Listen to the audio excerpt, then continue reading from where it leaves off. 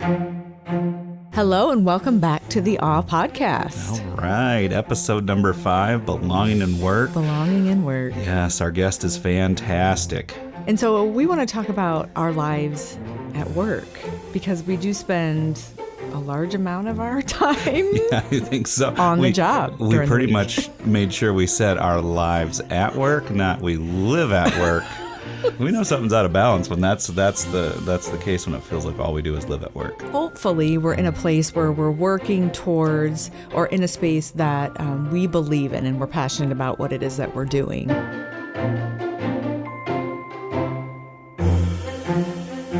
And so ultimately our lives at work, when we're there, we should feel supported and welcome, and that we are able to do what it is that we're trained to do, what we're passionate about, and really to align with whatever the organization's mission happens to be.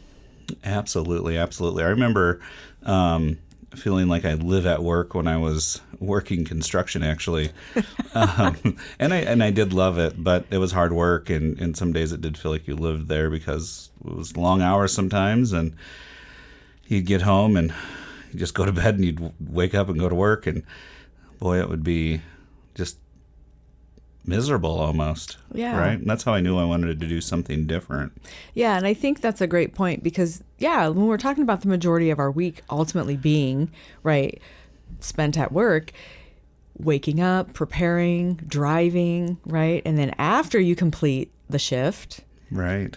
driving back home, right? If you have to stop at the store, all those things, right, kind of revolve around that day. And so ultimately, it's really important for that part of your life that you spend at work to be positive, something that you enjoy and that you can get up and continue to do every day.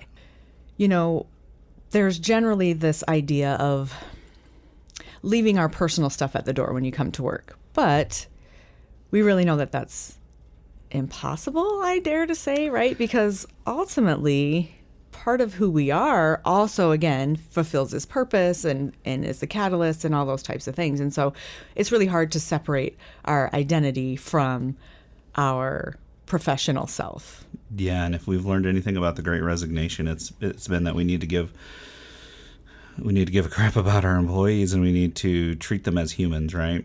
They bring their whole selves to work, and sometimes that means there's baggage involved, right? And some of the baggage is positive, some of it's a lot of struggles, right? And how do we meet that person where they're at, and provide an equitable workspace for them? I can think about, for me, separating my identity and my professional self. There are some pieces that I just simply cannot separate. For instance, again, I'm biracial. We've talked about it. So, you can see my skin color. It is one of my master statuses. It's something that it's the first thing you see about me. I can't change it. I cannot leave that at the door. It is coming with me no matter what. Right. And, microaggressions, which is a term that some people may know or may not, but it's an area in which, individuals there may feel that there's small slights or insults. Yeah. And so... Ever gotten a paper cut, right? Yes. And there's this line called, death by 1,000 paper cuts, right? And that's just so many little things that have happened that collectively are huge, right? And they lead to things like racial battle fatigue and not feeling included and just isolated. Yeah, and I can think of instances in which I've actually experienced this, and sometimes even as the person on the receiving end of this, I may not have been aware that that was what happened, and the individual who may have been in the interaction with me may not have known even that was what they had projected. Right. And so, but for me, right, again, with my racial status and that being very apparent, I've been in instances where people have said things where it's like, well, this individual is more approachable, or this individual is not intimidating. And there's almost an implication there that maybe, so then I would not be approachable, or I may be intimidating. And so that's an example of a microaggression. Right. Because as we know, there is a stereotype, of course, that Black women are aggressive. And it's something that I can speak to that I really fight, especially within my professional journey on a daily basis. And so I've become aware of that. I've actually become a little bit more hyper aware to that as of late. And so things like those ERGs, those employee resource groups, again, being that equitable piece, would give me a space in which I could go in and talk to individuals who may have experienced something like that and allow me to process that. Because, again, in the moment of those things being said, it hurts my feelings, and it almost changes the trajectory then of how I perform my work for the rest of the day. Right. We can carry that through the rest of our day. And whereas, as a white counterpart, I would receive a different message, right? I'm advocating. I'm not being aggressive. I'm just advocating, right?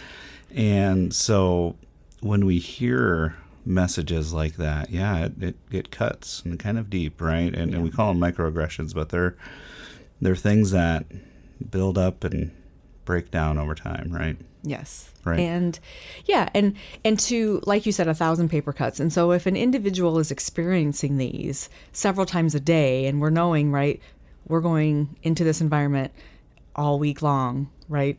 Yeah, that really starts to build up. And how then are we able to be productive and effective at work? Or, is there creating some tension in certain relationship dynamics, right?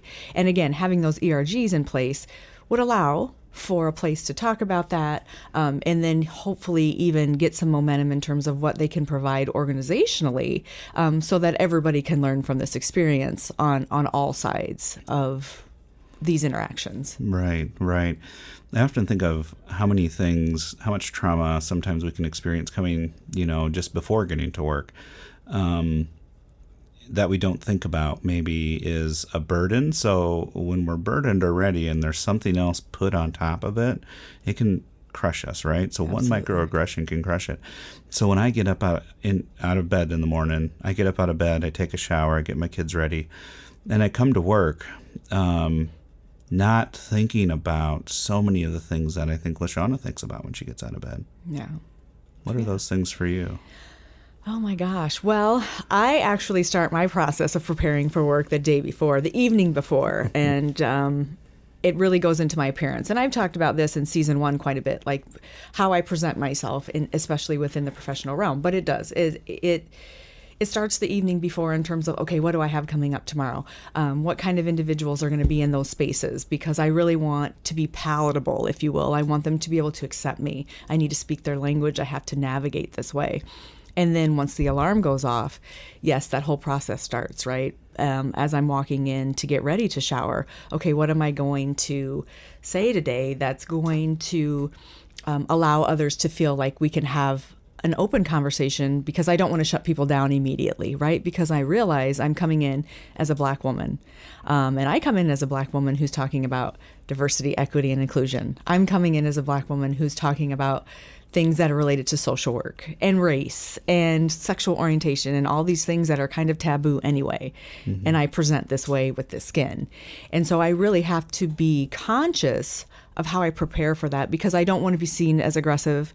I want the chance to actually be able to prove myself as a professional, right? I went to school and I've received these trainings and I've worked and I have this experience. I have lived experience as well, right? That really is why I believe that I belong in this field. And so all of that leading up to it, just to be in that space, is sometimes confusing, frustrating, and exhausting. Yeah. And, I can stand we have the same exact degree, we have the same exact licensure, and side by side, obviously Lashawna and I get along really great. We do. But I can have a master's level degree and a license, and I can stand in that, right? Mm-hmm. And my competence rarely gets challenged. They just go to me for advice, right? And sometimes we've seen it where I'm the one that's asked and Lashawna's not, right? Mm-hmm. Microaggression. Mm-hmm. It comes back to that whole idea of who's approachable and who's not. Yeah, who's right. intimidating and who's not, and why. Like you said, Absolutely. we have the same exact licensure and training. We work together quite often, Right. and so yeah. And it's not to downplay anything that Josh brings to the table, because Josh is an amazing and brilliant within his field. He is fantastic. But I dare say I am too. Absolutely. And that's exactly right. I think. And if that intimidates you, ask yourself why. Incredibly brilliant, right? And, our guest gets to talking about DEI initiatives and how so often it's about the food, which I love to celebrate that, right? Absolutely. I love it. food. I love it. But it has to go deeper than that. And our guest talks about that. And, even in our phase of discussions lately, it's been, what are we doing, right? How are we going to empower people to do the work? Yeah. So what is the work? We're going to be talking to our guests real soon here, and we're just excited you're listening to the Awe Podcast, and love you all. Yes. Thank you for holding space for us.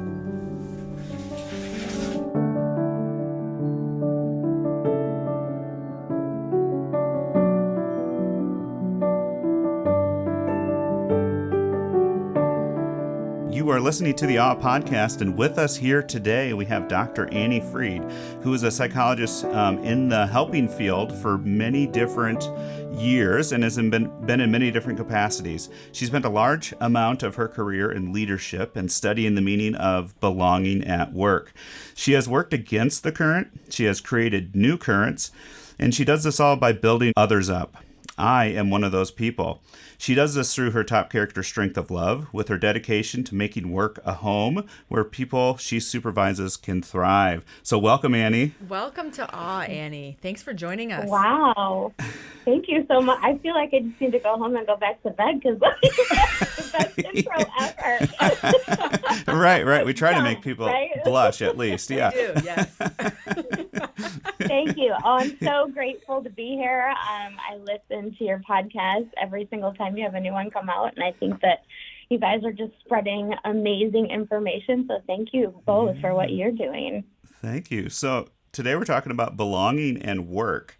Could you kind of talk to us about sometimes when you've struggled against this current and other times when the current was going with you? So I consider myself a pretty relational leader. So to me, that means it's all about how do I get to know you and how do I get to know the people I supervise and the people I don't supervise, and what's the culture like, and how do people interact with each other, and just building from where I am. And so, yeah, there's always times when you feel like you don't belong or you don't fit in. And I'm an outgoing introvert. So I'm introverted by nature, and so it's not easy for me to walk up to somebody and be like, hey, tell me who you are and your life story, and let's be friends and stuff like that. I kind of ease into it. Uh-huh. So I recently, I had left an organization that I felt like I had this really strong belonging. I was working in Illinois, and I got an opportunity. I was promoted to a position in Iowa. That's how I met Josh. And it was great, and it was super exciting. But I went from this community of folks who, there were 4 of us who were getting to all supervised by the same person, and we were getting together on a weekly basis and, just kind of sharing our difficulties and our wins and everything. And when I moved to Iowa, I was in a brand new town with people I didn't know, and my husband was too. We had left our hometown that we had grown up in, and so it was starting all over. And then it was not just starting a new job, but it was also in the midst of a merger where the company I was coming from was taking over this new company. And so I was really viewed as this outsider, and what is she going to do, and what is she going to bring, and what does all this mean for us? And so, yeah, it's all about how do you figure out how to build trust when people really feel right from the get-go, we don't know what it means when you're here. Very much against the current and bringing in new policies and all these kind of fun things that sometimes you got to be the bad guy and sometimes you're the good guy. And yep. Yeah. Yeah, and you described yourself as a relational leader. So, how do you create new currents or flows in workplace culture? Yeah, I love that question. So Josh said a little something about my character strengths. So my number one character strength is love, and my number two is love of learning. Mm-hmm. And so one of the biggest ways that I do that is encourage people to learn together. So, I think about the last four jobs I've had. So 2 jobs ago, we did the Dare to Lead workbook, and it had the Dare to Lead facilitators from Brene Brown come in and kind of walk us through that. And then on a smaller scope, just with the folks I supervise, we read Abby Wambach's book, Wolfpack, together, which is all about just encouraging that team, and in particular women. How do we encourage each other and have each other's back versus kind of being more competitive, which sometimes we can do. And so when through the course of that, we're reading together and we're learning together, but then we start to share our own personal stories. And that is where I think the magic lies in just allowing myself to be vulnerable, and then that creates space where others feel, okay, maybe I can trust this group with my information too. And just, I think there's so much power in learning together. Yeah. Awesome. Yeah. So essentially then through that, you're creating a space for these individuals to be their authentic selves. Absolutely. Because I think we're guarded at work, because we just never know what to expect. And there's always some sort of power differential, whether you want to call it that or not. I mean, it's true and it exists. And so let's just be honest and open about it. If I'm your supervisor, we're going to have certain boundaries with each other. Yeah. But I think if I'm not showing up and living in my values and integrity, then I'm not being a wholehearted person. I'm not being an authentic person. And people see right through that. I mean, who wants to work for somebody who you feel like you can't trust because you don't know if they're going to be honest? I mean, one of the things that we're going through here, because there's always culture change at work. Yeah. Kind of my thing. I don't know if it just follows me or I find it somehow, but we're talking about, how do you just have a difficult conversation with somebody? How do you say, hey, you kind of gave me a weird look right there. Are you upset with me? Are you mad at me? And maybe it's no, I got something in my tooth, or maybe it's, you really hurt my feelings. But we have a group of folks who have really been struggling with each other lately, and the gal who supervises that team and I got together and we talked with them. And afterwards, I said to her, no offense to them, but I don't think they have the skill. And it is a skillful thing to be able to walk up to somebody and say, hey, are we okay? It is. It's really hard. It is. It is.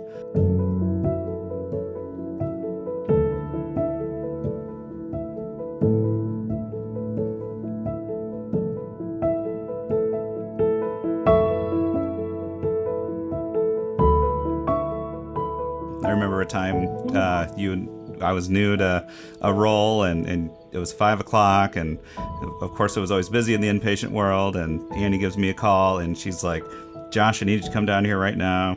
And I'm like, uh-oh. Okay. Before you leave, right? And so I get down there and she sits me down and I'm like, oh, okay. And she says, you're just so talented. And I want to tell you that. And here's where I see a vision for you, right? And here's how I want you to get there, right? And of course, it was a totally different avenue than I was expecting. But then as she became my supervisor, she was able to use her top character strength of love to kind of have these conversations. Some of them difficult, some of them involved, how do we get people motivated to take trash out and things like that. But, right? But It was all through this lens of love. So talk to us about how you do this in challenging times and how you do this in winning times when you're winning. gosh, it's just at my core to love on people. And I'm not always the best at loving on myself, but I'm getting better at that. Therapy helps. Yeah. What do you know? Whatever. Who 2 knew? master's Yeah. degrees and a doctorate in psychology to figure out that, maybe I could use this too. Yeah. How dare we? Yeah. Yeah, right. But yeah, I think it was just for me a reminder about who I am and getting back to those values. And I call myself, my values are love and wholeheartedness and integrity and creativity. And you guys can see me. The podcasters won't be able to, but I've got behind me a whole wall of like embroidery stuff. That was my COVID and taking care of myself project. But it's just all about starting with ourselves, getting to a good place, taking care of ourselves, and then it's a whole lot easier for me to say, hey, I'm worried about you, and here's kind of what I've been going through. Are you going through that too? And how do we make it work better? Right. And that is a great way to lead me right into this question. You talked about, again, that relational piece and being vulnerable and having support and letting, other individuals knowing that you're there to support them. And so employee resource groups have been shown to increase this sense of belonging, exactly what you've been describing and how you try to build that. So why do you think that there is such resistance to ERGs in some organizations? I think that what gets in the way is that everybody has this land of good intention, as my supervisor calls it, whereas they think that, if we just have this group, everything will magically align and get better. And it takes work to make it work well and to make it do what it's supposed to do. So in my last organization and at my current one, I'm leading our DEI committee. And awesome. I got asked to do it, and I thought, I'm not educated enough to lead a DEI group. So me being me and love of learning being one of my strengths, I dug in, right? And so I'm just like sponging up absolutely everything I can that has anything and everything to do with people that don't look like me or don't have the education that I have and stuff like that. And really stepping into my privilege and what does that mean and how does it affect who I am and how I come across. And our organization here, they've had their DEI committee for just over a year now, and they're a fantastic group of people. And they've done a couple of great initiatives, like they have a mentoring program that they're wanting to get up and off the ground. But a lot of their focus has been on the fun stuff. So, tacos on Cinco de Mayo and coloring pages for, Mental Health Awareness Week and stuff like that.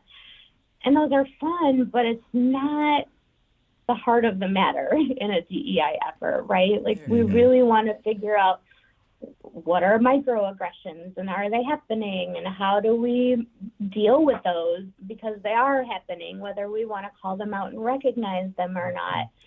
And so our committee is stepping back and we're doing a whole organizational assessment that is going to give us step by step. These are the things we really want to focus on over the next year. Everything from just a diversity statement to looking at our mission, vision, and values, and are they really aligned with everything that we want to say, so that not just say, but everything that we want to be in our DEI efforts. And so I think what gets in the way of really helping ERGs be successful is just we have really big-hearted people and they have great intentions and they want to do fun things, but that's not really what's going to move us to create the change that is necessary.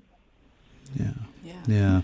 And I think some of the things you mentioned, would you say that, because again, the point of ERG is to offer that support, right, to these various individuals with various identities. And some of the things you mentioned, would you say that those activities are, would they be seen as supportive for those individuals?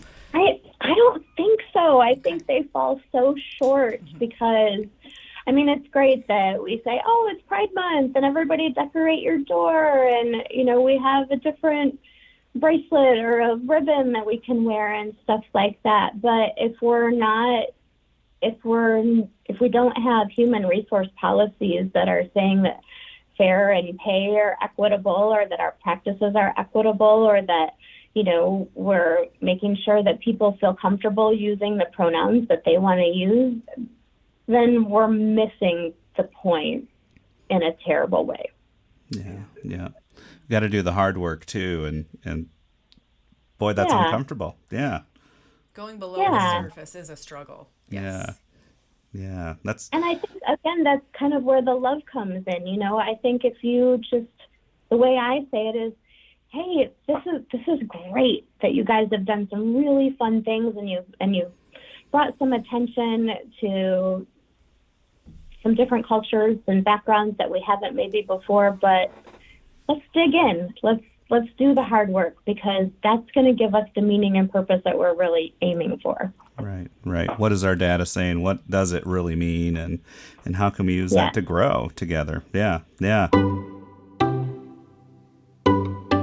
Join us next week as we discuss belonging and identity. And stay authentic, well, and empowered.